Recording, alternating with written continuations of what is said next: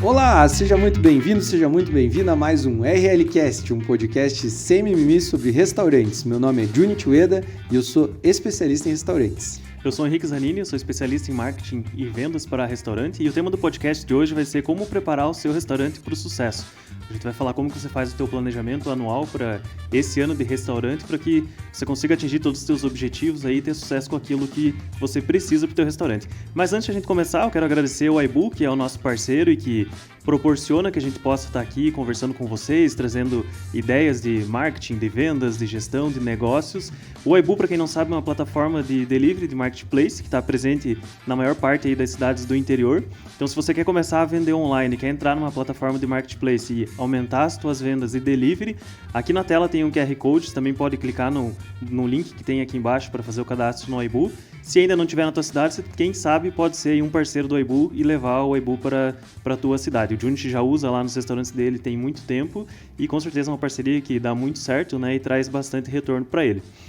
Junichi, então vamos lá. Como preparar o restaurante para o sucesso? Você tem feito já esse trabalho aí nos teus restaurantes agora nesse mês de janeiro? Já começou no ano passado, na verdade, né? Mas se aprofundou agora no mês de janeiro. Quando que a pessoa, né, o dono do restaurante, ele tem que começar a pensar num planejamento anual?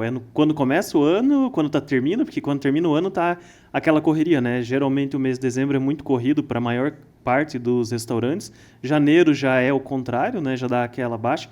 Quando que faz isso? Quanto mais cedo, melhor, né, Henrique? Mas eu acho que eu, pelo menos dentro das minhas atividades, eu prefiro esperar o ano terminar, dar uma pausa, Natal, Ano Novo, respirar um pouco.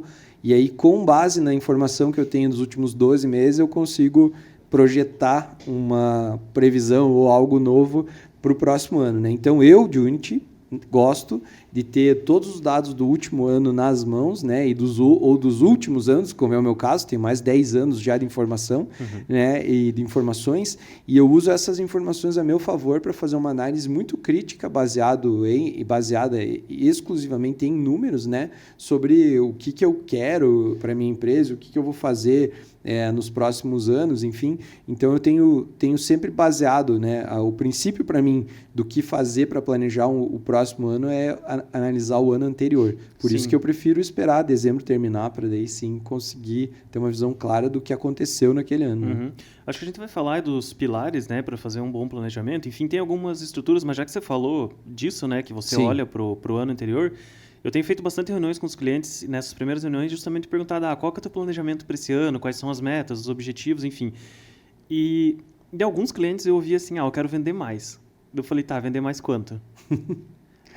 Vender mais, porque vender mais é sempre bom, né? Mas, cara, quanto é vender mais? E, óbvio, a gente vai falar sobre especificidade, enfim. Só trouxe isso porque eu achei engraçado, acho legal a gente trazer, porque tem muita gente que não tem essa especificidade, mas você falou que olha para o ano anterior. Você compara janeiro com janeiro ou você olha como um todo? O ano passado eu cresci X%, esse ano eu quero crescer X. Ou você olha, não, janeiro do ano passado foi assim, esse janeiro tem que ser assim, fevereiro foi assim, porque os meses eles tendem a se repetir por causa das estações do ano, enfim, né? Mas como que você faz? Eu analiso mês a mês exatamente em função dessa sazonalidade, né? Então, se você pega o resultado total e divide por 12, talvez você esteja exigindo de janeiro mais do que ele pode te dar, né? Dependendo da tua região. Então, eu sempre faço análise global como um todo para avaliar o resultado geral, né? Mas para projetar o próximo ano, eu faço baseado mês a mês para ter uma referência baseada na sazonalidade. Um a mais que eu faço é sempre anotar adventos que aconteceram no mês. Então, por exemplo, janeiro, se em alguma semana teve uma chuva muito forte, ou foi uma semana muito chuvosa, ou se teve algum evento que aconteceu, uma festa grande na cidade e tal, eu sempre documento o que aconteceu nessa semana, o histórico, porque de repente você está olhando para um janeiro fraco, que teve alguma coisa que influenciou isso e você não está levando em consideração. Então, a gente toma por capricho fazer essas anotações, né, do que aconteceu no janeiro, para quando for analisar os números, lembrar de algo que aconteceu. Por exemplo, a gente teve um ano que ficamos 36 horas mais sem energia elétrica aqui em Caçador. Então, lá eu não podia não levar em consideração essa informação. Pandemia, enfim, tudo isso, né? A gente sempre toma nota dessas coisas para ter certeza do que está fazendo ali e baseado mês a mês a gente projeta, né? Eu acho que crescer todo mundo quer, né? Pegando já o teu gancho, sempre fala, eu quero crescer, eu quero melhorar, eu quero isso, quero aquilo, mas a grande pegadinha está exatamente no que você falou, que é não definir uma métrica, né? Um número para isso, né? Então, eu não sei se já posso entrar nisso ou não, mas... Dá. Eu fiz uma ordem aqui pra gente... Eu defini 5 pilares e quero ver se você concorda com isso ou não, pra gente ir discutindo... Então, vamos lá. Discutindo cada um. O primeiro pilar que eu coloquei... Eu posso até fazer um spoiler dos 5, mas eu fiz primeiro experiência do cliente, segundo gestão financeira, terceiro gestão da equipe, marketing, vendas e gestão de operação. Sim. Óbvio que dentro desses 5 vem muito mais coisas que a gente pode ir quebrando. Derivar, né? E eu coloquei a experiência do cliente por primeiro, porque... A maior parte dos donos de restaurantes que eu conversei deixa a experiência do cliente por último, como se o cliente não fosse o principal, mas na verdade o cliente que está na frente, porque afinal se você quer aumentar suas vendas, você precisa de clientes para vender. E até estava em uma reunião com outro cliente e a gente identificou que as pessoas não estão voltando. E eu falei, tá, mas por que eles não voltam? Quais são as avaliações? O que eles falam? E eles não sabiam, porque eles não estão ligados a essa parte de experiência do cliente. Enfim, como que você avalia a experiência, porque, óbvio, eu imagino que o planejamento sempre vai partir do indicador financeiro, né? Para a maior parte, pelo menos, dos donos de restaurante, não sei se é teu caso, mas eu imagino que eu quero crescer X quando tem, né? Porque senão é só quero crescer, mas ele vai num financeiro. Mas como que você coloca a experiência do cliente para ajudar nesse aumento? A minha estratégia é a seguinte, eu pego os números do ano anterior e projeto um número para que eu consiga explicar para a minha equipe o que a gente está buscando.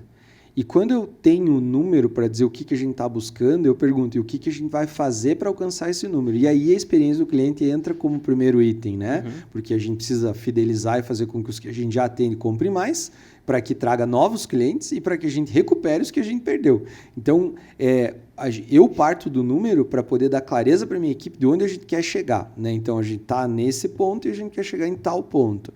O que nós vamos fazer para isso? E daí divido isso para cada setor, né? Então, outra sacada que eu uso muito é deixar claro para eles que a experiência do cliente também envolve quem é dentro da empresa, né? Afinal de contas, nossos colaboradores também são clientes da nossa marca. A gente precisa que eles queiram estar ali, se dedicar àquilo, enfim. Então, eu tenho trabalhado muito nesse sentido de endomarketing e marketing para entender tanto de dentro para fora como de fora para dentro o que a gente precisa fazer para melhorar, para fidelizar mais clientes, né? Sejam colaboradores, sejam, enfim, para que todo mundo tenha clareza sobre isso. Então, são 2 dicas muito boas aí que eu acho que vale a pena e que dificilmente as pessoas levam em consideração. Sim, né? A gente vai falando aqui sobre esses 5 áreas, mas uma vai acabar entrando na outra, né? Não tem como, tá tudo ligado. A parte de experiência do cliente, falando de marketing, para mim, que é algo que eu sempre peço para os clientes, quem é realmente teu cliente? Se você tem pesquisa, se faz pesquisa, é algo que a gente sempre faz, agora inclusive na Vaca Amarela, a gente vai rodar uma na sexta-feira, justamente para entender a experiência do cliente e entender como que a gente pode melhorar os nossos números para chegar nas nossas metas, né? Então, essa parte de fazer pesquisa é muito importante para entender aonde que ele está, qual que é a frequência de compra, ou se ele está demorando para comprar, que é o caso que a gente vai tentar descobrir por que tem esse comportamento. Então, as pesquisas são muito importantes nessa parte também, né? Elas são trabalhosas, mas elas são essenciais, né, para você realmente revisar. A gente tem, né, no nosso treinamento, o mapa do lucro lá, que explica passo a passo, e o que eu faço, meu planejamento é revisar, e que o planejamento passo a passo, né? Vamos revisar área por área todos os itens do mapa do lucro para ter certeza que a gente não deixou nenhuma ponta escapar. E uma grande questão que a gente costuma não olhar como empresários é que as pessoas estão em constante mudança, né? Outro dia aconteceu uma situação que eu me dei conta que eu estou envelhecendo, né? Porque estava lutando, faço jiu-jitsu, estava lutando, né? E tal. E aí, num treino, tem um cara que é um grandão lá da academia, né? Gigante, cara, pesadão e tal. Aí o cara me falou, né? A gente viajando para um campeonato, ele falou: pô, Júnior, sabia que a primeira vez que eu fui comer sushi foi lá no teu restaurante? Eu falei: sério? Quantos anos você tinha, cara? 10 anos. Né? Então, era uma criança e agora está competindo a nível nacional, com 20 anos, né? Então, pô, o cara é enorme, um armário. E então, o que eu me dei conta? Quando ele me falou isso, que eu estou envelhecendo, a primeira coisa que eu constatei, mas a segunda coisa que eu constatei é, cara, a gente tem que revalidar todo ano quem que a gente está atendendo, porque eu comecei atendendo esse cara criança e agora ele já é adulto, né? Já tem poder de compra, já está escolhendo. Outras expectativas, e ao mesmo tempo eu estou atendendo o pai desse cara ainda, que foi o cara que trouxe ele 10 anos atrás aqui né? Então, não dá para achar que vai ser sempre a mesma coisa, porque está tudo evoluindo e cada vez numa velocidade muito rápida, né? Então, a partir do momento que você assume que é tudo igual, você já está errado, né? Então, não pode, tem que revalidar sempre, fazer pesquisa sempre, perguntar sempre, observar sempre, porque todo ano é um ano novo e as pessoas estão envelhecendo, outras estão vindo, né? E a gente tem que entender que essa galera vem com uma cabeça muito diferente, né? Sim, é uma coisa da revalidação que para mim é muito importante, é o que as pessoas estão pedindo. Porque conforme vai mudando o perfil comportamental, enfim, o tipo de cliente, eles começam a pedir outras coisas, né? Como que você escuta os teus clientes? Porque senão entra naquela que a gente já falou várias vezes, né? Você vende sushi, o cara começa a pedir pizza e de repente você está colocando pizza lá e está perdendo no mapa do lucro, né? A clareza, que é o primeiro item, você acaba perdendo tudo. Então, qual que é a relevância que você dá para o cliente? Porque a gente está falando de experiência do cliente, né? O cliente vai dar a opinião dele, vai te pedir algo. Ou às vezes não é algo nem tão comum. Eu já te falei, cara, você não faz um burrito de sushi. É um sushi, mas é vendido de outra forma. Tem uma relação, né? Como que você avalia isso para entender, tipo, realmente vale a pena ou não? Cara, eu acho que a gente tem que primeiro olhar para dentro, né? Então, matriz BCG, eu faço uma matriz lá que é baseada em popularidade e rentabilidade dos pratos. Inclusive, foi a primeira vez que a minha equipe fez sem mim, foi a semana passada. Eles estão aptos a fazer isso agora e fizeram e me trouxeram uma proposta para ser discutida sobre o que eles acham que precisa alterar no cardápio. Então, tendo com base essa matriz, que são números, né, a gente consegue entender quais são os gostos do cliente, o que eles mais gostam, quais são as características que eles mais procuram nos pratos. E aí, com base na matriz, eu tenho dados para validar o que me falam. Por exemplo, você me falou, faça burrito de sushi, né? Eu acho que é uma boa. Eu olho para a matriz BCG e olho se as características do burrito de sushi estão presentes nos pratos que os clientes mais vêm comprar aqui dentro do restaurante. Se eu enxergar que isso tem a ver com aquilo, não quer dizer que não vai dar certo, mas vai aumentar muito a chance de converter, né? Então, eu considero colocar aquele produto. E além dos números, eu olho para o propósito da empresa. Qual que é o propósito do Maimuki? Faz sentido o Maimuki com o propósito que tem vender burrito de sushi ou não? Se isso não fizer sentido, eu já descarto na hora, entendeu? Independente dos números também. Então, eu sempre ouço o cliente, mas ao mesmo tempo eu olho para o propósito e para os números, para ter certeza de que isso é relevante ou não, ou se eu devo me preocupar ou não, ou se é só um insight que o cliente teve, né, na boa intenção de ajudar, mas não é relevante para a gente. Então, acho que é por aí que eu levo as minhas análises. Consegui responder? Não, consegui entender. Mas aí me surgiu uma outra dúvida. Porque claro. Se a gente está falando de produto, e vamos supor que você é o pastel do Zeca. Você vende pastel. Então, a pizza não faz muito sentido. Mas aí, a primeira coisa que você falou é olhar para trás, né? A gente está partindo... Para dentro. Mas eu digo para trás que o cara tem histórico de vendas e tal. A gente está partindo de que não é um restaurante que está começando, né? Ele já tem um histórico.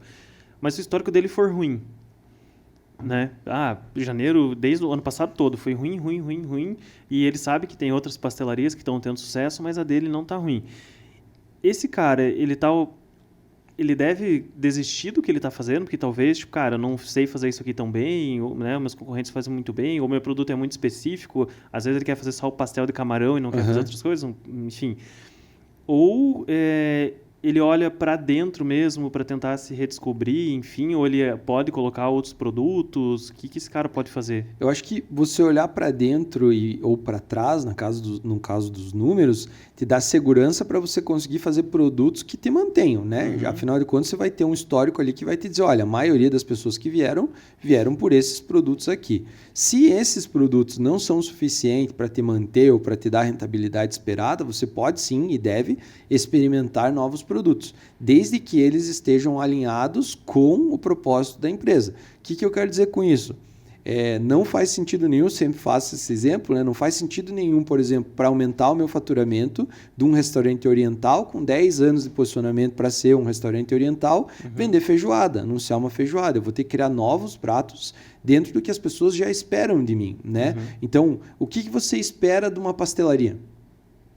Pastel? Rápido, né? Então, o que é o segredo para esse cara? Às vezes não é o produto em si, é a forma como ele entrega esse produto. Pode ser problema de embalagem, pode ser velocidade, pode ser a qualidade dos ingredientes, pode ser N coisas, né? Então, olhar para o produto e para o propósito é o melhor dos mundos, né? Nesse sentido, porque Se não está tendo o resultado esperado, alguma coisa está influenciando isso, né? Então você tem que se perguntar o que eu posso fazer para melhorar o que eu entrego. E se você trabalhar em cima dos que você mais vende, o que acontece? Falando do pastel do Zeca, você deu exemplo, né? Digamos que o pastel que mais vende no pastel do Zeca é o pastel de carne, queijo e ovo, por exemplo, né? Carne, queijo e ovo é o pastel que mais vende lá no Zeca. O que menos vende é um pastel de brócolis e milho, né? Digamos, dentro de um mix de produtos que ele tenha lá. Se o pastel que mais vende é carne, queijo e ovo, o que esse cara tem que fazer? Você acha que uma ação que vai mostrar mais resultado vai funcionar mais no pastel que mais vende ou no que menos vende? O que mais vende. Você acha que é mais fácil de perceber se deu certo uma troca de embalagem no pastel que mais vende ou no que menos vende? O que mais vende. É aí que tá. Por isso que eu digo que você tem que entender os números para você atacar os produtos que você sabe que vai vender mais e que você vai ter mais chance de validar o que você está fazendo. Sim. Né? Então, você acha um jeito de entregar mais rápido o pastel de carne, queijo e ovo. Entrega mais rápido, pergunta pro cara, e aí, meu, você notou alguma diferença? Cara, adorei que você entregou mais rápido. Validou, entendeu? Sim. É mais fácil você validar no produto que você mais vende do que num produto que não vende. Da mesma forma que é mais fácil você encontrar formas de melhorar o que você mais vende do que criar uma tendência nova dentro do negócio. Então, assim, primeiro, garanta uma experiência boa no que você já é reconhecido pelo que faz. E depois proporcione novas experiências. Aí sim você vai conseguir atrair pessoas diferentes. Nós estamos com a estratégia agora para o MyMook que vai muito em cima disso, né? Então, a matriz BCG trata do que a gente já tem. Vamos tirar vários produtos, vamos incluir alguns com as mesmas características, etc.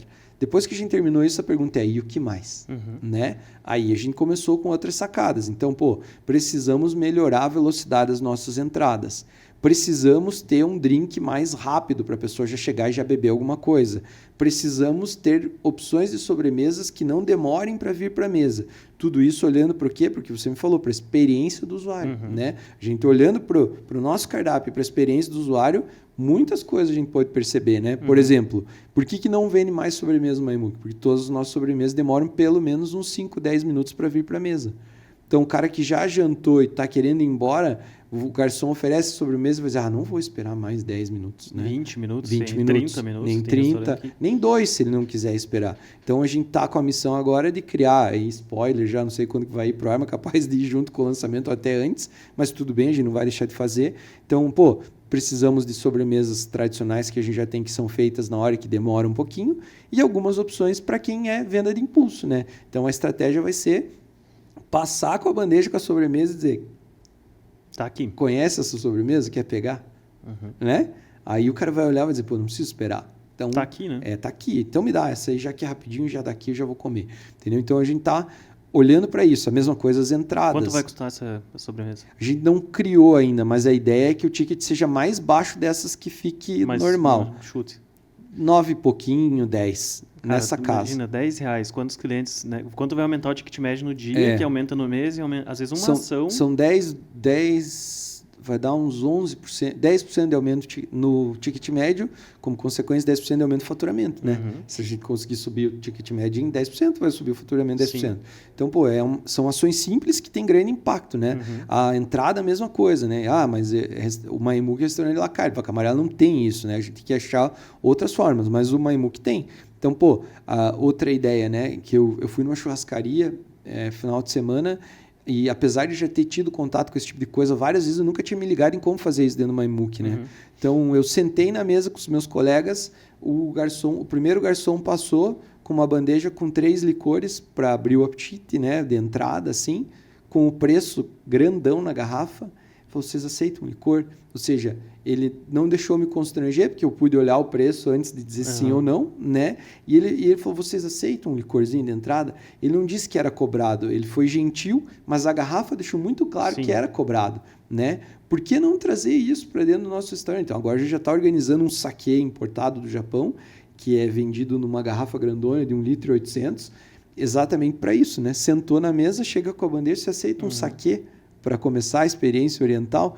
Às vezes o cara nunca tomou saquê, né? Mas como vai estar o valor da dose ali e é uma boa experiência para provar, né? Na sequência já vem uma entradinha que já está pronta também, né? E tal. Então, assim, a gente começa a trabalhar o cliente de outras formas inusitadas, né? Porque hoje com o cardápio digital está cada vez mais difícil de você criar esse espaço para oferecer alguma coisa para o cliente. Então, se o cardápio digital ele tem que ver para pedir, nós vamos inverter a lógica. A gente vai oferecer pronto, né? Então, se o cara chegou com muita fome, antes de escolher, já vai comer uma entradinha, já vai tomar um saquê e vai ficar de boa, né? Aí a gente já começa a melhorar a experiência do usuário. Ele já fica menos ansioso, já fica... Gosto de falar sempre assim, cliente com fome e cliente com raiva, né? Exato. Eles ficam ansiosos, eles ficam estressados, enfim. Exato. Então, o desafio agora para a minha equipe no planejamento para esse ano é desenvolver opções para que a gente faça esse trabalho de pronta entrega dentro do nosso próprio negócio, né? Então, para a gente romper essa barreira aí. Então, a gente está trabalhando a criatividade nesse sentido. Animal. E o Junti roubou essa ideia de um restaurante. Eu gosto de... Na mentoria eles falam, roubou como um artista. Modelei. E você pode também se inspirar nas coisas que a gente está falando aqui para levar aí para o teu restaurante. E se você está gostando do que a gente está falando, curta o vídeo, se inscreva, comente. Isso é bem importante para a gente, para entender como que isso está chegando para as pessoas e para a gente também melhorar os conteúdos que a gente vem fazendo e trabalhando aqui, que é para vocês executarem aí nos restaurantes de vocês e conseguirem ter sucesso, né? Com certeza. E aí, Junit, falando sobre gestão financeira, então, né? Partindo do... Cara, tem 2 cenários, né? Ou foi bom e dá para melhorar, ou foi ruim e eu não sei o que fazer. Vamos partir do primeiro, que estava ruim e, cara, tá ruim. O que eu preciso fazer? O que é a primeira coisa ou 3 coisas que eu preciso olhar, tipo, cara... É isso aqui, ó, se tá ruim, porque você dá mentoria, né? Trabalha com vários restaurantes e tal, você sabe. Você pega um restaurante ruim, você vai nisso e já ali já aperta uns parafusos, enfim, já começa a dar resultado, né? O que meu restaurante tá ruim? Aonde que eu tenho que olhar primeiro? Primeiro CMV, estoque, né? Se você não tá tendo lucro, a chance do problema ser interno no estoque é gigantesca. Só explica o que é CMV, porque por mais que a gente fale isso todo podcast, tem muito dono de restaurante que nunca ouviu falar, não faz nem ideia do que você está falando agora. Vamos lá. CMV, então, é o custo da mercadoria vendida, que é o principal indicador para mostrar se o teu estoque está bem dimensionado para o teu negócio ou não. Então, o CMV nada mais é do que um indicador que diz quantos % do teu faturamento você investiu em ingredientes para produzir os pratos e vender. Isso é CMV. Né? Então, se o CMV estiver acima de 30%, ali já tem uma fatia do lucro que você deveria estar tendo e não está. No caso, se o cara fatura 100 mil, se ele gastou 35 mil para comprar produto, já está já ruim. Demais. Tem que gastar 30 no máximo. Né? Nosso objetivo no Maimuk, para cada 100 mil faturado, que a gente gaste 27 né? Para esse 2024. 30 já está fácil para nós, agora a gente quer 27. Mas né? 35 já é ruim ou 35 é ok? 35 é assim... Joga pelo empate na maioria das vezes, né? Abaixo de 30 geralmente tem lucro. Não é uma regra, mas na grande maioria funciona, né? Então, primeiro, olha para o estoque. Segundo, refaz ficha técnica, né? Porque se você não está tendo lucro, se o problema não está no estoque, está no preço. Provavelmente se você vende, está no preço. Se você não vende que eu digo, se você tem volume de atendimento, né? Faturamento, mas não está tendo lucro, olhe para a tua formação de preço de venda, que provavelmente tem algum preço ali que está errado, né? E terceiro, se você ainda vendo isso, corrigiu isso, não deu resultado, aí o problema é marketing mesmo. Aí tem que trazer mais clientes, porque você não está vendendo o suficiente para manter a tua estrutura. Se esse é o caso, fez CMV, fez controle de formação de preço de venda, organizou o restaurante inteiro e ainda assim não está tendo lucro, pode ser que a tua estrutura esteja muito grande para o tanto que você está faturando. Ou você diminui a quantidade de pessoas que você tem lá dentro e os custos fixos, ou você aumenta as receitas. Né? Então, mas a maioria das vezes, assim, acho que, 9 em cada 10 o problema está no estoque e na formação de preços. Sim, você falou de marketing, uma coisa que eu percebo dos meus clientes, que quando a gente vai fazer essa análise, eu vou olhar para o cardápio e geralmente o cardápio deles tem tipo 200, 300 itens. Então não tem volume de vendas que vai resolver, né? Porque é muita coisa no estoque, tem desperdício, enfim, a maioria dos donos nem tá ligado que aquilo está acontecendo. Alguns nem estão lá para olhar, né? Para entender, enfim. Mas e se tem mais alguma coisa para esse cara que está ruim? Acho que é isso. Basicamente, assim, de pronto, né? Coisas rápidas de fazer é isso. Esses 3 pontos, né? E se o cara tá bom? Foi bom, assim, tipo, teve lucro? Ou, cara, não sei se teve lucro, mas pelo menos paguei as contas, tirei meu salário, enfim. Não fiquei devendo. Né? Para esse cara, o planejamento tem que ser baseado em entender como é que funciona a parte econômica do negócio, né? Então, assim, eu cresci com relação ao ano passado, mas cresceu quanto, né? Então, é importante entender, por exemplo, o conceito de inflação, né? Que às vezes o cara está comemorando um crescimento, mas ele cresceu menos que a inflação. Quer dizer que o dinheiro dele não está valendo, ou cresceu, tipo, faturou mais, mas está com o mesmo poder de compra, né? Ou nem isso, né? Nem corrigiu pela inflação. Então, se tivesse deixado parado o dinheiro lá, estaria ganhando mais dinheiro. O que eu quero dizer com isso? Você precisa remunerar o capital investido, né? Isso é papo de banqueiro, né? Eu tive uma conversa outro dia com um amigo meu que é economista, meu conselheiro, e ele falou, Júnior, você tem que entender que para valer a pena você continuar investindo na tua empresa, ela tem que remunerar o teu capital mais do que uma aplicação. Investir 1 milhão. Investindo 1 milhão na tua empresa, ela dá mais rentabilidade do que investindo numa aplicação? Se a resposta for sim, vale a pena. Se não, você está trabalhando à toa. Você podia vender tudo, pôr 1 milhão no banco lá e esperar o dinheiro vir, né? Então, claro que para isso você tem que ter 1 milhão, você não pode estar alavancado, né? Você não pode ter um negócio financiado, mas é uma dinâmica que você precisa entender. Então, para o cara que está indo bem, a primeira coisa, projete o crescimento considerando a inflação e mais uma margem de crescimento. Crescer 10% com relação ao ano passado, não quer dizer que você cresceu 10% de verdade, porque você tem que descontar a inflação desse 10% e ver o quanto você cresceu real, né? E principalmente ver, porque se você reajustou para esse cardápio, Exato. Às vezes o crescimento pode ser só disso. Isso, você tem que entender, se você cresceu porque você ampliou a loja, aumentou a quantidade de lugares e o faturamento subiu porque você está vendendo mais, então para isso o melhor indicador é o ticket médio, né? Você tem que entender também, se você abriu outra loja, por exemplo, e daí aumentou o faturamento, você está considerando um crescimento tantos por cento, na verdade não, né? Então, tem 2 tipos de crescimento, o que está baseado em expansão, né? Seja na quantidade de lugares, na quantidade de lojas, né? ou qualquer coisa desse sentido, ou o crescimento de verdade mesmo, né? Então, o crescimento deve ser baseado na estrutura que você tem, né? Então, eu, por exemplo, considero um crescimento baseado na quantidade de lojas que eu vou abrir, e outro crescimento para a loja que eu já tenho, né, analisando ela.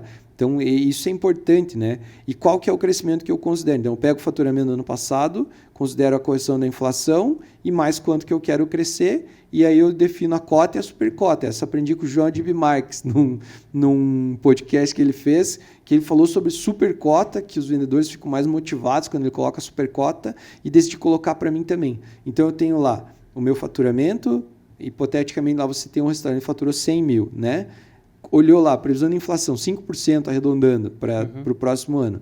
Então, para empatar, você tem que crescer 5%. Senão, o teu dinheiro vai valer menos, né? Então, 5% da inflação. Mais quanto? Eu quero crescer mais 10%. Então, 5 mais 10. Você tem que crescer 15% para ter 10% de crescimento real. Tá, eu vou deixar você terminar.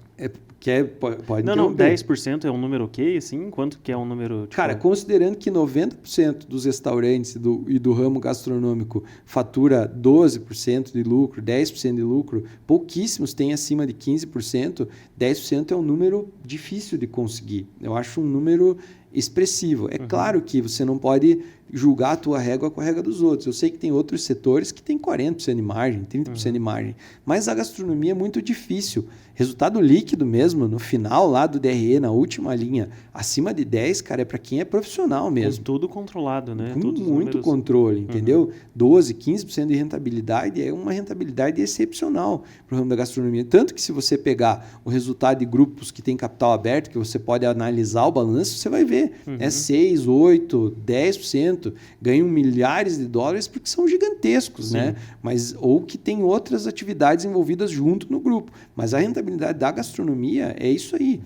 Então, assim, 10% é um número ousado, né? De crescimento. Então, é 5% da inflação, 10% do crescimento. E a supercota, 15%, no meu caso, né? Então, a gente quer se bater 15% acima da inflação, né? 10% seria a cota e 15% a supercota. A gente está crescendo o dobro do que o mercado cresce nesse caso. Seria 20%, na verdade, para você considerar os 5%, né? Falando de bruto, sim, mas eu estou falando crescimento real, 15% de crescimento real. Né? Sobre o faturamento do ano passado, são 20%, né? Só que isso aumenta a nossa margem de lucro, cara, exponencialmente, entendeu? Então, se a gente bater a cota, a gente vai ficar ali 10%, 11%. Se a gente bater a supercota, já passa para 15% de lucro, porque daí com a mesma estrutura você fatura mais, a tua lucratividade aumenta, né? E aí isso dá uma clareza gigante para a equipe que faz com que todo mundo entenda onde que pode atuar para que isso aconteça, né? Então a gente tem, eu e o comitê gestor do meu grupo lá, a gente tem trabalhado muito em cima disso,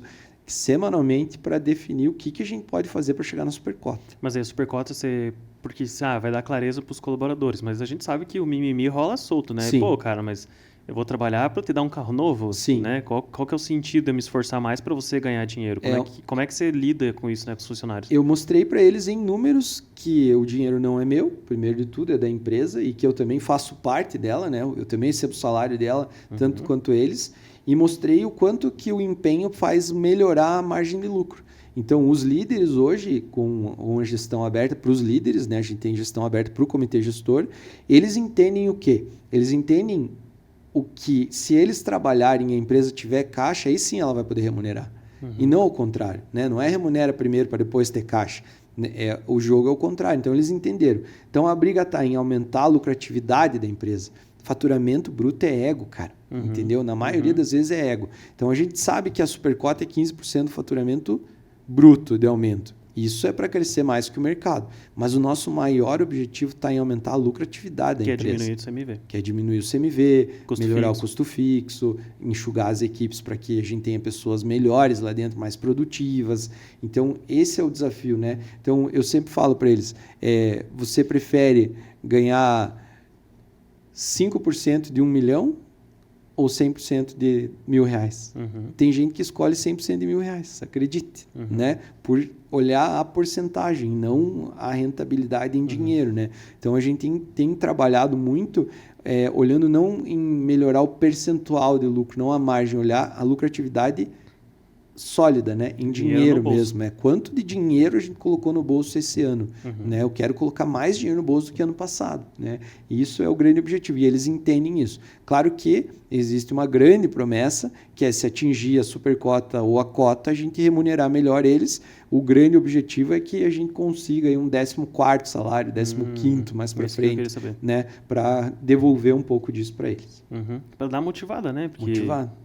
Faz sentido, eles estão juntos ali. A gente tem trabalhado para virar um time de alto desempenho. Eu acho que a gente tem um desempenho acima da média, mas eu ainda não considero que o meu grupo é de alto desempenho. A gente ainda precisa vibrar mais aí para chegar nesse nível, né? E nessa parte de gestão financeira, quais são os indicadores? Você tem vários que você coloca tipo 3 indicadores, 2, 1, sei lá, principal, que você vai monitorar mês a mês para entender se vai estar chegando nessa meta ou não? A gente tem alguns, né? Então, vou falar eles. Faturamento bruto, importa. Margem de lucro, importa muito, né? No final de tudo, quanto que sobrou, né? Importa muito. O CMV, que a gente coloca como meta de compras, então a gente pré-estabelece uma meta para que não estoure o CMV. Então a gente olha, o faturamento de dezembro foi 100, então a gente tem 27 para gastar em fevereiro, entendeu? Já para garantir que o CMV continue dentro dos 27%. E aí já ir trabalhando antecipadamente para que aquilo não fuja ao controle, né? Então, faturamento total, a margem de lucro, o CMV como meta de compras e gastos, né? Controle de gastos, de despesas, e ticket médio influencia muito, porque se você olha só o faturamento bruto, você pode estar sendo iludido, então a gente olha para o ticket médio também. Outro número que eu olho muito é o faturamento por colaborador, né? Para medir o quanto que aquela loja rende. Eu tenho 6 colaboradores, dá quantos mil para cada colaborador. É um bom indicador para ver se o time está superdimensionado, né? Ou se está no tamanho correto. E projeção das vendas futuras, basicamente é isso aí que eu olho todos os dias. Sim. O CMV, eu não sei, para mim parece ser o mais importante de todos, assim, né? Você falou que, por exemplo, se vendeu 100 em dezembro, você tem 27 para gastar em janeiro. Você controla, tem muito dono de restaurante que vai ver se gastou 27 em fevereiro, né? Terminou o mês. E você divide isso por 4, porque tem dias que compra mais, enfim, é muito específico cada negócio, né? Mas você olha para todo dia para o CMV, porque tem compras que são feitas todos os dias, ou você olha durante a semana, tem a verba da semana e você vai gastando? Antes a gente fazia por mês, né? Olhava o faturamento do mês anterior e projetava para o mês seguinte. Agora a gente faz por semana, porque daí você vendeu... Porque o que acontece? O CMV, ele é variável, né? Você parte de um estoque inicial. Você tem que ter comida dentro do teu restaurante para produzir novos pratos. Então, o que acontece? Esse estoque é dinheiro, né? Só que se você teve uma semana fraca, em teoria, o dinheiro continua lá. Você tem ingredientes ainda no estoque para produzir para outra semana. Então, você deve comprar menos, né? Então, a gente baseia no faturamento da semana anterior. Porque Porque se vender mais, vai ter que comprar mais. Então, se vendeu 50 na semana, o orçamento aumenta. Se vendeu 20, diminui proporcional ao faturamento da semana anterior. Porque a gente entende que a gente tem que ter um estoque mínimo ali para produzir aquilo. Então, é sempre baseado na semana anterior, né? É um pouco mais complexo, né, do que parece. Mas se você não tem nada, comece pelo mês. Né? Comece pelo mês. E se você não tem nada, dá para fazer essa previsão olhando para trás, sem contar estoque, porque precisa contar estoque, né, como você falou. CMV, se não contar o estoque, você não consegue ter controle, né? CMV é controle de estoque. E o que mais que você pode falar assim, sobre gestão financeira? Tem mais alguma coisa que você acha importante, que talvez eu esqueci de perguntar? Eu acho que entender o poder das compras, né, que não adianta só você controlar o estoque, mas comprar mal, né? Então, a organização, ter alguém responsável pelas compras faz total diferença, né? Não precisa, se você não tem caixa ainda para ter um profissional só para fazer compras, que nem eu tenho hoje já no meu grupo, pelo menos tem alguns responsáveis pelas compras, né, para que eles entendam o conceito de comprar bem e que pensem nisso de uma maneira que você consiga se organizar e se manter melhor. Né? A gente entra na parte da gestão da equipe. A gente já falou algumas coisas de equipe, mas é legal a gente também se aprofundar um pouco mais. Porque você, beleza, cara, definir que eu quero 5% da inflação, mais 10% do restaurante. Eu sei que eu quero crescer 15% esse ano, né, como um todo. Como que você comunica isso para a equipe? Você falou já que comunicou para eles, enfim, você faz uma reunião, você chama todo mundo. Como que você deixa isso de uma forma transparente, justamente para não haver o mimimi que eu falei, né? Porque a gente sabe que acontece e não é todo mundo que está engajado. Tem muito mais gente desengajada nos restaurantes do que pessoas engajadas. Como que traz a equipe para trabalhar junto? Porque essa é sempre a reclamação. Sim. Todo evento que a gente vai, sempre que a gente conversa com outros donos de restaurante, minha equipe é muito ruim, minha equipe não me dá suporte, eles não estão interessados, eles não pensam como dono, né? Como se eles tivessem que pensar, porque se eles pensassem como dono, eles tinham o restaurante deles, né? Óbvio que eles não vão pensar como dono. Como que faz para engajar a equipe para que eles vão junto nessa meta? Propósito claro, sendo exemplo e tendo um propósito claro. Esse é o primeiro ponto, né? O líder ele tem que ser exemplo e ter o propósito claro. Passando esse propósito claro para os líderes, né, que o diretor da empresa passou para os líderes, eu desafio os meus líderes a fazer com que isso chegue na ponta, né? A que eles façam as pessoas sentirem aquilo. Então eu deixo claro para eles o que a gente precisa fazer e o porquê que a gente precisa fazer e desafio eles de maneira inteligente a fazer com que isso aconteça na ponta, mesmo sem poder falar de quanto a empresa fatura ou etc. Né? Então eu dou clareza para o nível gerencial da minha empresa, para o nível de liderança, para que eles consigam conduzir a equipe da maneira deles para o resultado que a gente precisa. Esse é o segredo maior, né? Ter essa clareza inicial. E revisar esse planejamento e cobrar essas metas semanalmente. Né? Então, eu faço quinzenalmente uma reunião com o comitê gestor e dentro dessa reunião a gente faz uma ata, eu escrevo todos os tópicos, o que foi comprometido, o que foi tratado fazer, o que foi feito, o que não foi feito, etc. Anoto tudo porque como líder o meu papel é cobrar. Não é só orientar, é cobrar. E durante esse período, antes da reunião, eu já vou monitorando se estão fazendo, se não estão e tal, porque isso é dividir o que eu preciso fazer como líder, né?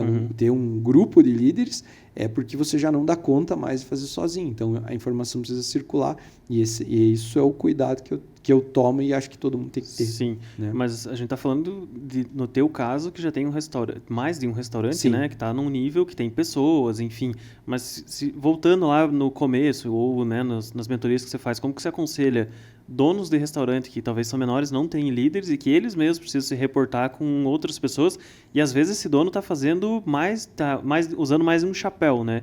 Às vezes o cara está até trabalhando na cozinha ainda, enfim, tá aquela loucura. A mesma coisa, só que numa escala menor, né? Você precisa dar clareza para as pessoas do que precisa fazer, o porquê que ela tem que fazer aquilo, né? Você não vai falar para o auxiliar de cozinha quanto a mais de faturamento vocês têm que produzir, mas você pode explicar a importância dele descascar direito aquele legume, dele limpar a carne com cuidado para melhorar o aproveitamento. Quando ele entender o impacto que o trabalho dele, por mais simples ou complexo que seja, tem na empresa, ele vai valorizar mais aquilo. Então, a resposta é a mesma, só que de uma maneira um pouco diferente, né?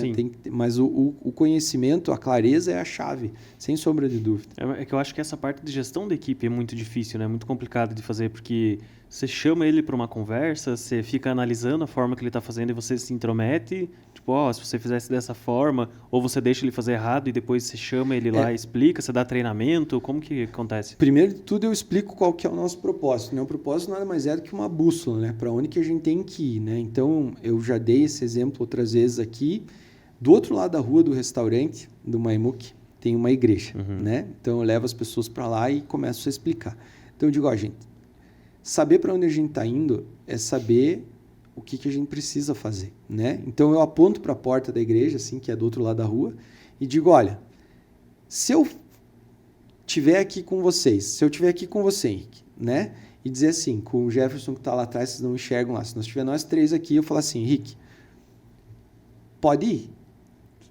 Você vai sair para algum lugar e vai ir para algum lugar.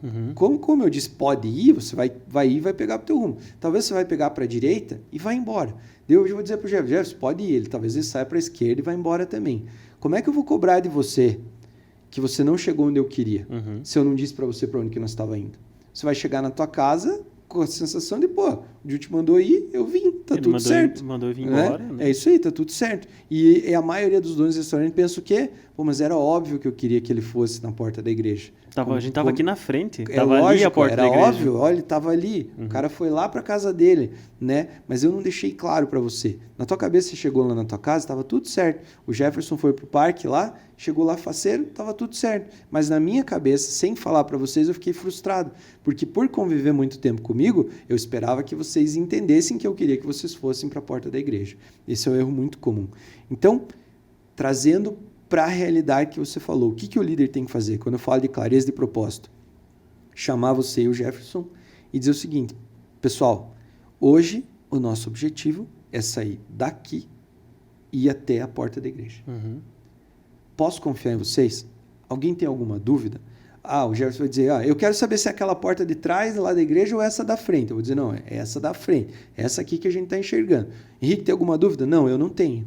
Então, beleza. A partir do momento que eu disse para você que você tem que sair daqui e ir lá na porta da igreja, você sabe o teu objetivo para aquele dia, ou para aquela semana, ou para aquele mês. O que acontece? Se eu sair, tocou o telefone, eu fui atender, né? Saí de dentro do restaurante, fui resolver um problema. Nesse tempo, você sabe que você está indo para a porta da igreja. Você vai atravessar a rua, cai uma árvore bem na tua frente ali. Você vai olhar para a árvore, vai olhar para a porta da igreja e vai dizer, cara, eu tenho que chegar lá. Para você, o jeito mais fácil, você é mais magro, faz treino, atleta, vai sair correndo, vai pular por cima da árvore e vai continuar rumo à porta da igreja e vai chegar na porta da igreja. O Jefferson caiu a árvore lá, o Jefferson é daquele mais resolvedor de problema, né? Ele vai lá, vai dizer, cara, eu tenho uma motosserra lá em casa. Vai lá na casa dele, vai pegar a motosserra, vai voltar com a motosserra dentro do carro, vai cortar a árvore, vai tirar tudo picadinho, vai limpar a estrada inteira, vai organizar e vai dizer, agora eu vou para a porta da igreja. Quem que chegou antes na porta da igreja? Você que pulou por cima, foi mais ágil em termos de pensamento. Quem que resolveu o problema da rua inteira? O Jefferson. Os dois chegaram na porta da igreja? Chegaram. Um mais cedo, sem resolver tantos problemas no meio do caminho, e um que resolveu o problema da rua inteira e chegou na porta da igreja também. Eu estava lá dizendo corte a árvore, pule por cima? Não estava. Esse é o lance, entendeu? Quando você consegue dar clareza de onde a pessoa precisa chegar, faz muito menos diferença a forma como ela vai chegar. E a gente perde muito tempo frustrado porque eu não pularia por cima e eu também não cortaria a árvore. Entendeu? Eu iria de outra forma, entendeu? Então, daí você quer o quê? Eu quero, na maioria das vezes, o empresário quer que você faça igual a mim, né? E isso está errado. Quando você entende que se você definir a porta da igreja e respeitar a forma como as pessoas vão fazer isso, mas elas vão chegar lá, você respeita questões como sexualidade, como velocidade na tomada de decisão, questões comportamentais, como sentimentalismo, ou a pessoa que é muito emotiva, muito animada. Então, você passa a respeitar as pessoas. Então, quando você diz assim, você reúne, você chama, você traz para perto, você fica prestando atenção no que elas fazem, eu dou clareza para elas, independente da forma. Para mim, o melhor jeito é reunir todo mundo e dizer, nós estamos aqui, vamos para a porta da igreja. O que eu posso fazer para você, para que você chegue na porta da igreja bem, feliz, com mais satisfação? Junti, eu não sei como que eu faço para chegar para a porta da igreja. Você pode me mostrar um caminho? Posso, vou te mostrar. O Jefferson fala para mim, Cara, para mim o que você pode fazer é me dar uma motosserra nova, entendeu? Tá aqui então a motosserra nova, porque você vai entregar um resultado para mim. E aí você começa a ouvir as pessoas, a criar novos caminhos, a aprender coisas novas também e fazer com que funcione. Então não tem uma fórmula mágica a não ser a clareza. Como que você vai dar essa clareza para a pessoa? Primeiro de tudo você tem que ter clareza para você, porque se você conversar com, sei lá, 100 donos de restaurante, eu arrisco te dizer que uns 78 aí não sabem qual que é a porta da igreja. Né? Então, é muito diferente, né? Todo mundo quer ganhar dinheiro, mas ganhar dinheiro não é a porta da igreja. Né? Então, é isso, essa que é a questão. Acho que isso é importante, duas coisas. Vamos criar um movimento para a porta da igreja. Só que a porta da igreja, ela pode ser qualquer coisa. Porque ela pode ser a meta, ela pode ser o trabalho do dia, ela pode ser o que você espera daquele colaborador no dia a dia dele. Essa pode ser a porta de, cara, você vai se comportar dessa forma, não no sentido comportamental que ele tem que se comportar, mas enfim, né, as atividades e tudo mais. E aí, cara, me surgiu várias dúvidas aqui enquanto a gente ia falando, porque a gente está falando de planejamento, a gente está falando a porta da igreja, o cara tem que chegar lá. Você não estava lá para acompanhar, porque eu pulei e o Jefferson, o Jeff cortou. Mas era para cortar? Era para pular? Porque isso é algo muito comum que acontece também. Às vezes o cara vai lá e dá, tipo, cara, você tem que chegar lá, como você vai chegar é problema teu. Aí o cara chega, pô, Jeff, não era para você cortar, cara. Quem que mandou você cortar? Porque isso não pulou por cima. Mas porque o líder não estava ali acompanhando. Então não é só também passar a tarefa para frente. A gente fala, sempre diz, né, de delegar e... Diferente de abdicar. Isso aí. Tá acompanhando, né? Mas aí, entrando nessa parte do planejamento... Essa porta da igreja, você tem um manual já que você faz, tipo, ó, esse cara aqui é sushi man, essas são as tarefas que ele tem que fazer no dia a dia, que seria a porta da igreja, para a gente chegar nesse objetivo. E também no planejamento, você também inclui os treinamentos que você vai fazer, ou é algo que, tipo assim, tem um sushi man que vai vir ali para Curitiba, eu vou mandar a galera, apareceu aqui para mim. Óbvio que pode acontecer isso, mas você já tenta antecipar isso no planejamento? Porque isso impacta no financeiro também, né? Que a porta da igreja, na verdade, na maioria das vezes, deve ser o objetivo maior de todos, né? Então, a nossa porta da igreja está em 10 anos agora, né? Para os próximos 10 anos, qual que é a nossa porta da igreja? Essa é para os líderes, né? Então, o que acontece? Era para cortar ou não era árvore, né? O que eu quero? Que a pessoa que está sob meu comando, na situação de dificuldade, pare na frente da árvore e diga assim, se eu cortar essa árvore, essa decisão vai me levar lá para a porta da igreja, vai levar a nossa empresa onde ela quer ir para os próximos 10 anos, porque às vezes pode ser que não vai resolver gastar todo aquele tempo, não vai levar ela para a porta da igreja, entendeu? Então essa é a pergunta. E outra coisa que eu falo também, após treinar muito e acompanhar muito o trabalho deles, delegar não é abdicar, isso é uma verdade, você tem que acompanhar para evitar que a pessoa corte a mão, né? Então na intenção de cortar, o cara não sabe usar a motosserra, ele tem certeza que é a melhor para agradar o líder, vai cortar a mão fora. Né? Então o líder tem que supervisionar. Mas uma coisa que eu digo assim, quando eu não consigo estar o tempo inteiro junto com as pessoas, eu falo assim, Henrique, tome a decisão. Se você decidir, olhando para a nossa porta da igreja, tendo a certeza que a gente está indo para a porta da igreja, e você errar, eu vou errar com você. Não tenha medo. A única vez que eu vou chegar aqui e vou te dar uma canelada, uma solada, é se você decidir algo que não leve a gente para a porta da igreja. Aí eu vou te dar uma canelada. Se não, eu vou chegar aqui e vou dizer, Henrique, você decidiu e está tudo bem o que você fez, mas teve um errinho aqui, né? Talvez se você não tivesse gastado tanta gasolina para cortar a árvore, né, a gente tivesse ido um pouco mais rápido na direção da porta da igreja. Então, a próxima vez que acontecer, você pega e liga para tal pessoa que vai vir aqui e vai resolver com menos gasolina. A árvore você pode pular por cima, ou você pode ir para o lado, e mostro vários caminhos que eu também enxergo, mas não desrespeito o caminho que ela escolheu, entende? Aí você começa a ter várias coisas assim, né? Então, níveis gerenciais, 10 anos. Porta da igreja mais longe, né? Porque eles têm que tomar decisões mais estratégicas no dia a dia. Níveis de produção, aprendizes, etc., é a porta do dia, entendeu? Hoje, se você sair daqui, chegar aqui hoje, tá ótimo, né? Então, em vez de dizer pro cara, você vai sair daqui como, tipo, eu sou o presidente da empresa, o CEO, você é um líder que trabalha para mim. Você tem que liderar outras pessoas. Para você, eu digo o que eu quero para os próximos 10 anos ou para o próximo ano. Você vai dizer para o teu... Você sabe, bom, de onde quer que a gente saia daqui e vá até lá na porta da igreja, certo? O que você vai dizer para o cara? Você diz, hoje você vai sair daqui e vai ir até no passeio ali, até na pontinha. Amanhã você chega, foi no passeio, deu certo, beleza, então hoje você vai pegar, vai olhar para os dois lados da rua e vai atravessar até a metade da rua. Você vai fracionar o caminho para a porta da igreja, porque ele não tem aquela compreensão macro de tudo. Conseguir explicar a diferença? Então, se é um nível gerencial, eu mostro lá na frente onde é que está a porta da igreja. E se é um nível que está aprendendo ou está começando a crescer, eu vou mostrando em etapas, porque eu acho que se eu mostrar a visão completa, capaz da pessoa se sentir ansiosa ou não saber lidar com aquilo. Mas aí você tem isso num documento? Registrado. Tá lá, documentado. O cara entra, ele já sabe, isso aqui, a porta da igreja é isso aqui. Essas são tuas tarefas do dia, é isso que eu espero. Isso, chama diagrama de funções, né? Então a gente tem lá todas as tarefas que um auxiliar de cozinha tem que fazer naquela unidade que trabalha com sushi. Todas as tarefas que o cara que faz hambúrguer tem que fazer no auxiliar de hambúrguer. Quem que é o titular, quem que é o substituto para aquela função, em caso de folga, etc. Para dar clareza para eles. Bom, eu sou um auxiliar, se eu quero virar cozinheiro, eu tenho que aprender a fazer tudo isso daqui dentro da cozinha.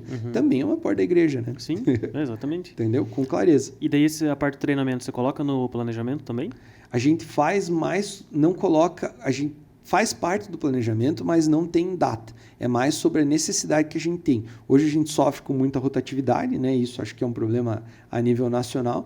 Então, conforme a rotatividade diminui ou aumenta, a gente aumenta ou diminui a quantidade de treinamentos. Os treinamentos sempre estão presentes, mas a gente aumenta ou diminui conforme a necessidade. Mas aí, por exemplo, se você está com dificuldades, esse é o momento, né? No planejamento, você incluir algum treinamento, uma mentoria, alguma coisa nesse sentido, para que alguma pessoa talvez venha de fora e consiga te ajudar a resolver aquilo ali, né? De novo, né? Depende da tua porta da igreja. Você olha para a tua porta da igreja lá, para o teu objetivo e diz, cara, eu tenho capacidade de chegar lá, o que me falta para chegar lá? Me falta conhecimento em termos de gestão financeira. Então faz todo sentido eu contratar alguém para me trazer esse conhecimento, já que eu preciso desse conhecimento para chegar lá, né? Então aí que tá. Por ou não no planejamento depende da tua porta da igreja, porque às vezes você domina aquilo. Não faz sentido você estudar a mesma coisa que você já domina só porque o Junit falou que é importante estudar financeiro. Se você já domina financeiro, vai estudar cardápio, outra coisa. Então precisa estar presente. Conhecimento, evolução, isso tem que estar presente sempre. Mas o que colocar é muito mais da porta da igreja, né? Sim. Mas a minha dúvida mesmo é se coloca ou não no planejamento para já deixar isso como uma tarefa ou até no planejamento financeiro, porque vai ter os custos disso envolvidos. Sem dúvida. Né? Você olha para frente e diz, vamos precisar de um treinamento tal coisa, coloca no planejamento, com certeza. E não sei se, acho que era isso de gestão de equipe. Você foi falando, foi me surgindo várias, sim. Né? Mas a gente já está em 53 minutos e tem marketing e gestão de operações. O marketing também entra, na verdade tudo vai entrar na gestão financeira, né? Porque você vai ter que definir indicadores para cada área e quanto você vai poder gastar em cada uma. E imagino que o marketing não seja diferente, porque se o cara está com problema de vendas, se ele tem o cardápio, tem o que a gente já falou antes, ele precisa vender mais. Para vender mais, ele vai ter que acabar investindo, vai ter que tirar dinheiro para poder fazer isso, né? Sem dúvida. Não existe retorno sem investimento. Já falei isso várias vezes aqui, né? E às vezes, por ter medo de investir, você deixa de ganhar, né? Então, às vezes, o cara tem que ter a coragem de ser líder mesmo e dizer, cara, eu assumo a bronca, vamos pegar um dinheiro que a gente não tem aí no banco e vamos meter a cara porque vai dar certo, vai fazer. É queimar ponte, né? Tem gente que fala disso, né? Eu queimei uma ponte. Eu alavanco meus negócios, sempre me pergunto, Deus cresce com dinheiro próprio e tal. Ainda estou trabalhando alavancado, ou seja, pegando dinheiro em banco para investir, porque eu tenho certeza que o que eu consigo fazer de lucro é mais do que o juro que eu pago lá. Sim. Então, tá tudo certo, né? Mas porque eu tenho consciência sobre isso, né? Agora, o perigo tá, eu não sei o que eu vou fazer e tal, mas vou pegar um dinheiro aqui. Então, daí, cuidado, né? Mais uma vez voltamos. Primeiro defina a tua porta da igreja para depois você olhar para aquilo, fazer um empréstimo faz sentido para mim? Faz, então faz, pô. Né? O que não pode é, acho que vou pegar um dinheiro no banco, mas como é que vai pagar? Não sei, né? Daí, aí já não dá, né? Tem que ser consciente, Sim. Né? Tem que ser consciente. Eu tenho conversado com bastante dono de restaurante e falado muito sobre essa questão de planejamento e eu percebo que faltam esses detalhes, sabe? Tipo, uma das coisas que eu peço no início é a matriz BCG, justamente para entender onde que a gente pode, que tipo de produto... Qual produto oferecer. E aí uma coisa que eu percebo muito é o que você falou lá no começo, que eles pegam um produto que tá dando ruim e, cara, vamos investir nisso aqui, ó, porque a minha pizza de calabresa já tá bom, entendeu? Já tá vendendo, as pessoas já gostam, mas essa pizza aqui, ó, de alho com queijo gorgonzola, ela é muito boa. só que ela não sai. Que ação que o que você pode fazer aí para a gente aumentar? E eu percebo, né, porque com base em números, que esse é um erro muito comum. Você já falou sobre isso, mas só para reforçar essa parte do marketing, se você realmente sempre investe nos melhores produtos, porque eles vão trazer mais pessoas e elas podem acabar comprando as outras, e nessa parte do marketing também entra, que a gente não falou, que é essa gestão de cardápio, né, de cortar, porque ele vai entrar na gestão financeira, que é muito importante, mas ele impacta no marketing porque os cardápios digitais, se tiver muita opção, ele acaba virando um cardápio Netflix, que as pessoas não conseguem entender o que querem.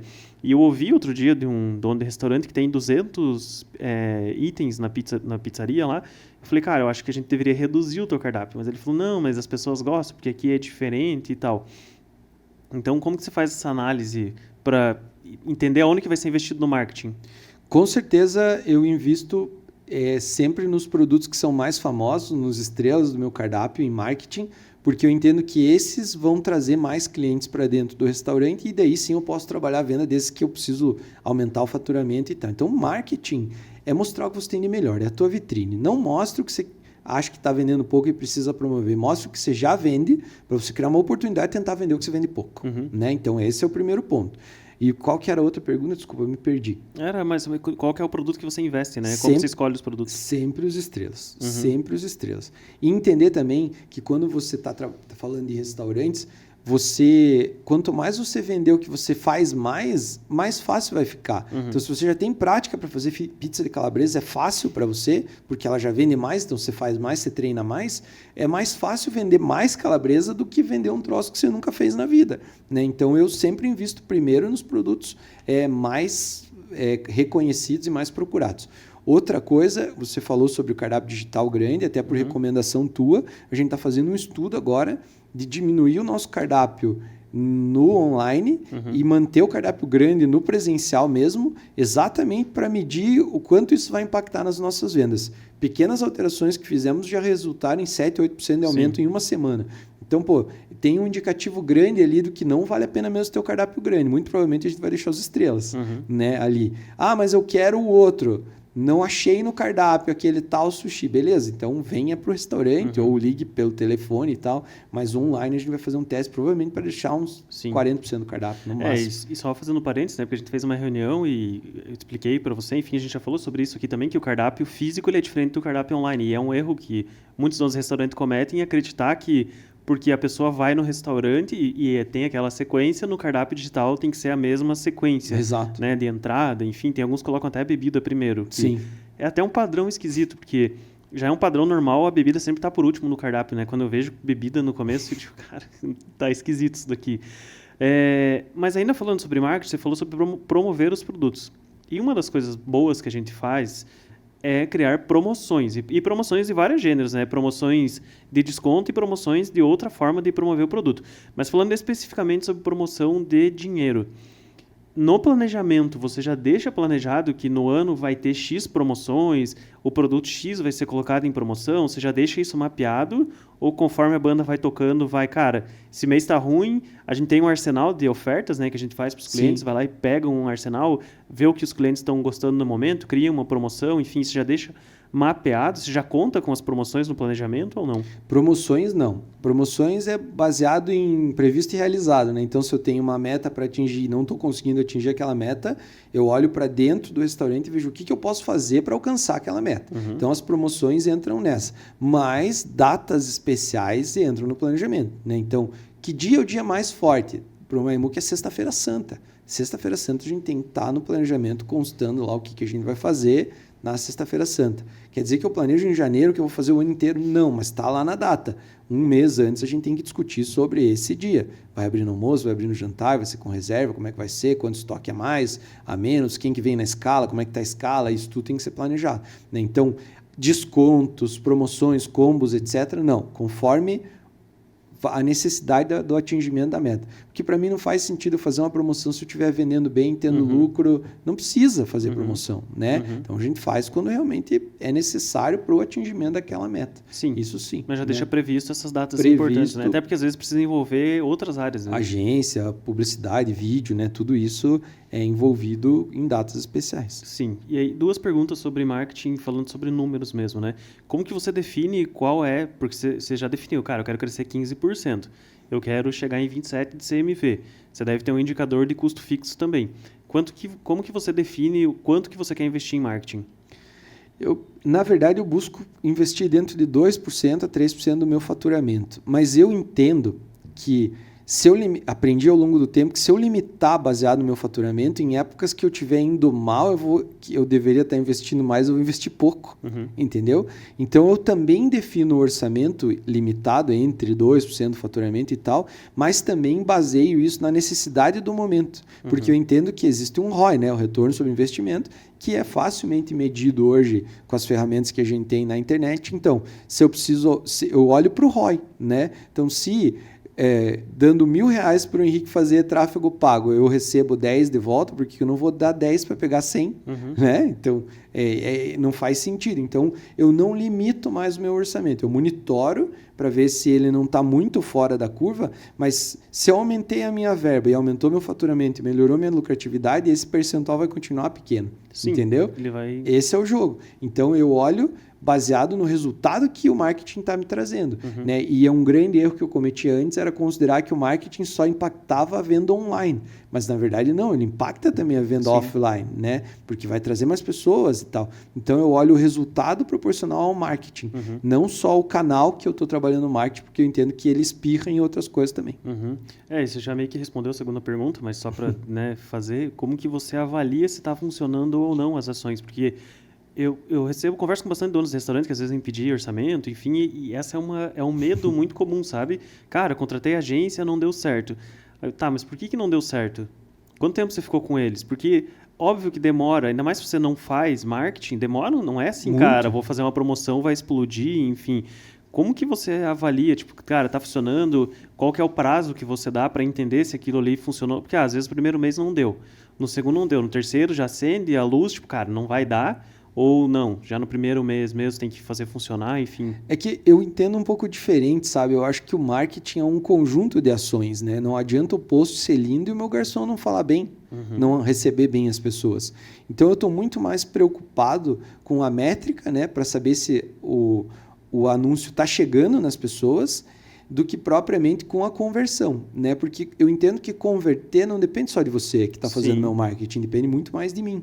Então eu olho para o meu resultado no final da linha, se com todo aquele salário que eu estou pagando para todo mundo, o valor que eu estou investindo no Google, no Facebook, no Instagram e o teu valor e etc., estão dando o resultado que eu quero lá embaixo no final da linha, entendeu? Então eu olho, o Henrique está trazendo um ROI bom? Tá alcançando o público que a gente precisa que alcance? Tá aumentando o alcance? Tá. Então beleza, a parte dele está fazendo. Converter é uma responsabilidade minha também. Então eu não fico olhando só, investi tanto, ganhei tanto, isso não. Eu olho como maneira geral, porque eu entendi ao longo dos anos que o teu trabalho depende do meu e o meu depende do teu. Então eu não posso julgar por um mês mal sucedido que não está funcionando, mas claro que eu te cobro se você é presente, se você está trazendo os números, se você está sendo pontual nas entregas, isso tudo tem que levar em consideração, né? Porque senão o meu time também não pode levar você nas costas, né? Por exemplo, então o Henrique faz de qualquer jeito, o Joint paga, mas a gente está aqui fazendo o resultado vir e daí beleza, né? Então eu olho um time. Eu considero a pessoa do marketing como parte da equipe, né? Então já entra no custo fixo, no salário ali, etc. Mas e ainda falando de planejamento, você falou que define as ações específicas, né? Porque a gente sabe, Maimuc, por exemplo, Dia da Mulher é um dia muito importante, né? Dia da Mulher, a Sexta-feira Santa, qual dia mais? A hamburgueria tem o Dia do Hambúrguer, enfim. Cada um deve olhar para o seu calendário e definir isso. Mas aí você também já coloca no planejamento ações, por exemplo, porque eu converso com alguns clientes que têm muita dificuldade em material. Você tem que ficar louco pedindo material. Cara, a gente precisa de foto, a gente precisa de vídeo. E chega na hora e vai atrás. Só que são coisas que já pode deixar planejado. Você deixa planejado para essas ações específicas, né? Porque vai precisar, mas você também coloca outras ações já no planejamento para contratar, por exemplo, eu faço no meu restaurante foto a cada 3 meses, ou faço a cada 6 meses. Já deixa isso planejado? A gente precisa ter um banco, né, de imagens, então a gente tenta sempre definir um tema para a campanha, né? Então o tema é falar que mulheres podem se reunir aqui. A gente mostra de todo jeito que é um lugar para mulheres, é um lugar feminino, etc. Então, por exemplo, no Carolis, no café agora, né, a gente tem um dia-chave que é o Dia da Mulher para lá também, né? É um dia muito grande. Então, o grande desafio para esse ano do marketing é não fazer mais do mesmo, né? Então, todo mundo faz o post do dia da flor, todo mundo faz o post do dia do hambúrguer, todo mundo no dia da mulher posta uma mulher lá feliz e tal, escreve Feliz Dia da Mulher. Isso eu não quero mais, né? Mais do mesmo não adianta. Então, o desafio está em pensar estratégias que saiam do comum, para que as pessoas olhem para aquilo e pensem, meu Deus, esses são referência mesmo, porque tá todo mundo fazendo a foto da mãe com a filha lá e os caras fazendo um negócio totalmente fora da curva, fora da caixa. Então, o que eu desafiei a minha equipe a fazer, e estou dentro desse desafio, a gente pensar fora do óbvio, né? Pensar fora do que as pessoas já esperam da gente. E um pouco mais a fundo nessas questões, olhando para a nossa porta da igreja e olhando para o nosso propósito, para entender como entregar de uma maneira melhor o que a gente já entrega no dia a dia. E aí está saindo ideias muito fora da caixa aí que a gente está colocando em prática. Não vamos dar spoiler, porque senão vou estragar a campanha. Mas tem muita coisa boa vindo aí. Né? Legal. E parceria com fornecedor e influencer, você já prevê isso também? Porque eu estou pedindo essas coisas porque justamente a gente está falando de planejamento, né? Para tentar deixar isso planejado e, enfim, porque impacta financeiro, porque tem muito influencer que cobra e tudo mais. E eu não sei, talvez seria interessante já tentar pensar, porque quanto mais você pensa em colocar coisas no teu planejamento, quando aquilo chegar, é mais fácil, né, de executar. Principalmente porque, por exemplo, fevereiro, historicamente, é um mês ruim. Tem menos dias, menos final de semana, enfim. Então, já dá para pensar em ações de marketing, talvez contratar um influencer, fazer parceria com um fornecedor para diminuir custo, enfim, para essas épocas, né? Sim. Mas tem como deixar isso planejado ou realmente vou esperar acontecer? Eu levo muito mais isso como um arsenal, na verdade, sabe? Tipo, o influencer é um recurso que eu tenho para puxar a curva para cima, caso eu não esteja conseguindo com o meu dia a dia aqui dentro, com a reputação que a minha marca já tem, né? Então, é por isso que eu não posso pôr antes, porque eu não sei o que vai estar acontecendo, né? Então, eu acho que você não pode gastar muito tempo planejando o futuro, sendo que você tem que viver muito mais o teu presente. Hoje em dia, o mundo está muito, muito, muito, muito acelerado, né? Então, eu realmente faço o que eu falei, eu defino a porta da igreja, eu quero chegar lá em 10 anos, e eu sei que um dia a menos em 10 anos não vai me machucar a ponto de eu ficar louco, né? Então, isso me acalma muito para não tomar decisões erradas. Eu estou planejando 10 anos. Um dia que não foi bom, um dia que choveu, um dia que apagou a luz que eu não pude faturar, em 10 anos vai ser diluído, né? Então, eu tento acertar mais do que errar. Isso me dá muito mais tranquilidade. Então, eu uso esses recursos como uma promoção, um preço, um combo, um influencer, algo assim como arsenal para momentos difíceis, para não me desgastar antes do momento. Mas se eu sei que tem uma data especial lá que faz sentido um influencer, aí sim eu pego do arsenal e vou usar daqui 40 dias essa arma, entendeu? Mas não vejo ainda como algo benéfico para mim, para minha estrutura, planejar isso antes de saber o que vai acontecer lá na frente, né, em fevereiro. Legal. E só fazendo um parênteses do que você falou ali sobre antes, né, que você falou das fotos, que você está pensando fora da caixa e tudo mais, isso não é uma recomendação para que quem não faz deixe de fazer as coisas porque quer fazer perfeito. Porque a gente escuta muito, mas cara, eu agora entendi o que eu preciso fazer, eu preciso pensar fora da caixa, não é a foto e tal, mas feito é melhor que perfeito, né? Se hoje você não faz nada, é melhor talvez fazer a foto com a mãe e fazer alguma ação, alguma coisa específica, do que tentar fazer algo fora da caixa que não vai ter estrutura, não vai ter financeiro e tudo mais, que não fazer nada, né? Eu parto desse conceito que a gente já faz o básico, né? Então a gente está 10 anos fazendo o básico bem feito, né? Que é o postzinho da mulher lá. Agora a gente está numa fase que isso já não faz mais diferença. As pessoas já não esperam, aquilo já é comum, né? Então é tipo aquela coisa, esse copo nunca estava aqui na mesa. O primeiro dia que você coloca aqui na mesa, eu enxergo ele, né? Mas aí, todo dia o copo está no mesmo lugar. Vai chegar um dia que, se ele tiver ou não tiver, eu já não vou mais perceber a presença desse copo. Então, para nós, hoje, no grupo, o post básico é o copo que está muito tempo ali. Ninguém mais dá bola, porque é tão recorrente, normal, tu já sabe, né? Dia da mulher, o Maimuc vai postar uma foto de mulheres fazendo um brinde. Já é normal, entendeu? Então, eu olho nesse sentido. Para quem não faz nada, coloca o copo na mesa. Todo mundo vai olhar o copo na mesa. Mas para você que já está colocando o copo na mesa igual há muito tempo, mude.